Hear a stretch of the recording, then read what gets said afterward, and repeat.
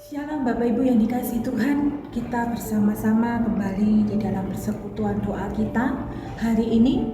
Dan hari ini kita akan membahas tentang satu tema, yaitu bukan apa yang aku kehendaki yang aku perbuat. Tulisan ini ditulis oleh Abraham Kuyper di dalam bukunya yang terambil di dalam Roma 7 ayat 15. Kita akan membaca bersama-sama setelah kita berdoa. Mari kita sama-sama berdoa terlebih dahulu. Tuhan Yesus, terima kasih karena Tuhan begitu baik untuk seluruh kehidupan kami. Dan pada kesempatan ini Tuhan, kami kembali merenungkan firman-Mu. Bila Tuhan sendiri akan menolong dan menyertai setiap kami, supaya kami diberikan hikmat bijaksana untuk memahami dan mengerti akan firman ini. Kami serahkan jam pemberitahuan firman ini dalam tangan kuasa-Mu ya Bapa. Hanya dalam nama Tuhan Yesus Kristus kami berdoa dan mengucap syukur. Amin. Bapak Ibu yang dikasihi Tuhan, tema ini diangkat di dalam surat Roma pasal 7 ayat 15. Surat Roma pasal 7 ayat 15. Kita akan membacanya bersama-sama. Sebab apa yang aku perbuat, aku tidak tahu, karena bukan apa yang aku kehendaki yang aku perbuat, tetapi apa yang aku benci, itulah yang aku perbuat. Jadi satu ayat ini ditulis oleh Rasul Paulus di dalam sebuah pelayanannya. Ayat ini ditulis oleh Rasul Paulus karena berangkat di dalam pergumulan pribadi dari Rasul Paulus sendiri. Karena di dalam kehidupan Rasul Paulus menyadari kehidupan dia di dalam dunia itu seringkali tergoda oleh keinginan-keinginan yang lain yang tidak sepaham dengan atau tidak sejalan dengan kehendak Allah. Karena menurut Rasul Paulus, kehidupan manusia di dunia ini masih bergelimang dosa, dan kita hidup di dalam dosa, berbagai-bagai dosa itu sendiri. Oleh sebab itu, Rasul Paulus memiliki pergumulan pribadi juga di dalam dirinya ketika dia menyadari bahwa seringkali di dalam tindakannya, apa yang dia benci, apa yang dia tidak ingin lakukan, itu yang dia lakukan karena manusia masih hidup di dalam dosa. Tetapi di sini Rasul Paulus ingin mengajarkan kepada kita semua bahwa di dalam kehidupan orang Kristen, walaupun kita masih hidup di dalam dunia yang masih bergelimang dosa, kita setidaknya memiliki satu pengetahuan atau pengenalan kita kepada Allah kita. Itulah sebabnya pengetahuan kita, pengenalan kita kepada Allah kita itu sangat penting di dalam kehidupan orang-orang Kristen atau orang-orang percaya. Karena ketika kita sudah mengerti dan mengenal siapa Allah kita, maka kita akan membaca firman Allah sebagai petunjuk di dalam kehidupan kita. Di dalam tulisan Rasul Paulus di ayat-ayat sebelumnya dikatakan tentang satu hukum Taurat. Hukum Taurat pun ditulis untuk mengatur kehidupan. Mana yang baik yang harus dilakukan dan mana yang tidak harus dilakukan. Sehingga hukum Taurat itu juga berlaku di dalam kehidupan manusia. Demikian juga ketika kita menjadi orang-orang percaya, ada satu aturan-aturan yang harus kita ikuti karena kita tahu Allah kita adalah Allah yang kudus dan Dia sangat membenci dosa. Namun seringkali kita sebagai manusia, yang namanya dosa itu sering menggoda kita. Keinginan-keinginan kita itu membuat kita menjadi sering tergoda atau tidak ingin melakukan tapi kita lakukan seperti itu. Saya beri contoh seperti ini. Biasanya kalau saya dengan teman-teman saya jalan-jalan ke mall begitu ya, kita sih cuman misalnya satu tujuan untuk ke mall itu membeli satu barang atau dua barang. Tapi terkadang karena asiknya jalan-jalan di mall begitu ya, kita bisa melihat aneka macam barang. Terkadang kita pun tergoda untuk membeli hal-hal karena mata kita melihat sesuatu yang indah, yang menarik gitu. Ya seharusnya kita tidak dijadwalkan untuk kita beli, terkadang malah kita beli. Padahal yang kita beli itu juga tidak sesuai dengan kebutuhan kita, hanya menyenangkan atau memuaskan keinginan kita saja. Itu sama seperti yang saya renungkan di dalam tulisan Rasul Paulus. Seringkali kita seperti itu. Di dalam kehidupan kita, banyak hal yang kita tahu seharusnya tidak kita lakukan. Tetapi entah kenapa kita tergoda untuk melakukannya. Itulah, oleh sebab itu Rasul Paulus di sini mengajarkan kepada kita harus pegang kendali di dalam kehidupan kita.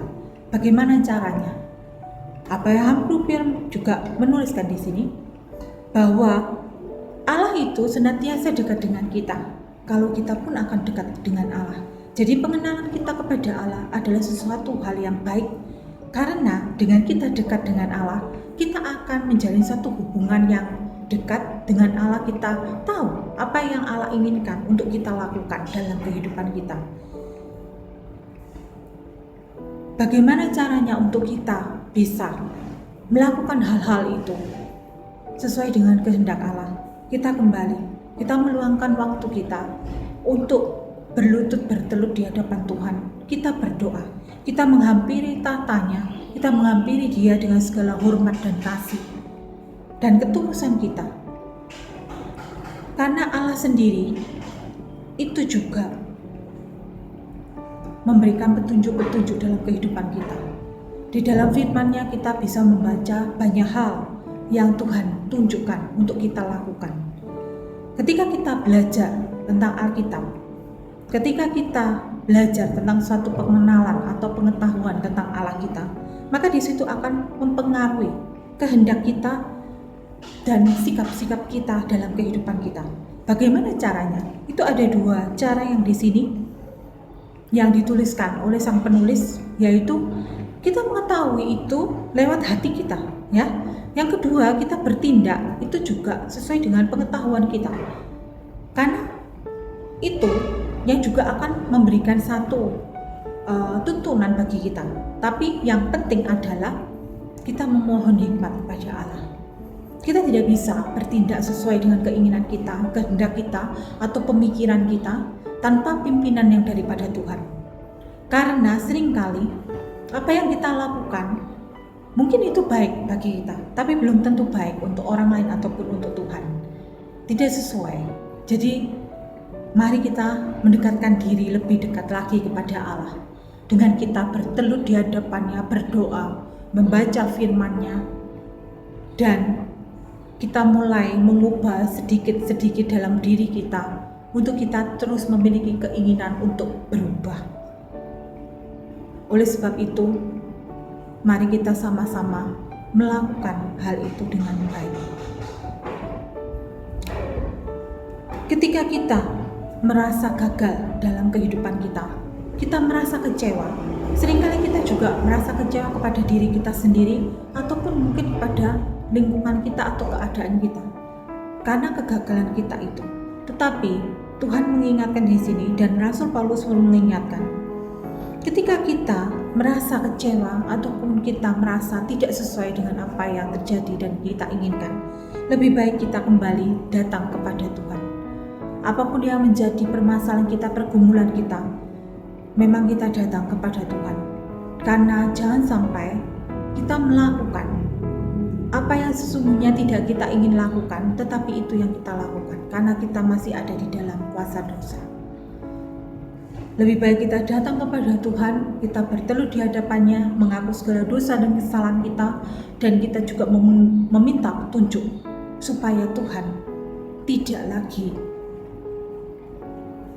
meninggalkan kita, supaya Tuhan memimpin dan menuntun kita, supaya kemenangan dari orang-orang percaya yang ada Roh Kudus di dalam dirinya, yang senantiasa memimpin orang-orang percaya itu, ketika kita kenal kepada Allah, kita akan bertindak sesuai dengan apa yang Tuhan inginkan dalam kehidupan kita. Dari pergumulan Rasul Paulus ini, mungkin kita mengalami hal yang sama. Seringkali di dalam kehidupan kita melakukan hal-hal yang mungkin kita benci dan kita tidak ingin melakukan, tetapi kita lakukan. Ada baiknya kita tidak terus menyalahkan diri kita sendiri, tidak kecewa kepada diri kita sendiri, tetapi kita bangkit mencari pengampunannya dan kita meninggalkan dosa-dosa itu, kesalahan itu, dan kita memperbaiki diri kita. Kita minta Tuhan untuk menguatkan kita dan mengiring kita. Apapun yang menjadi pergumulan Bapak Ibu Saudara sekalian yang hari ini mengikuti channel kami, saya katakan, jangan pernah terlalu menyalahkan diri kita sendiri.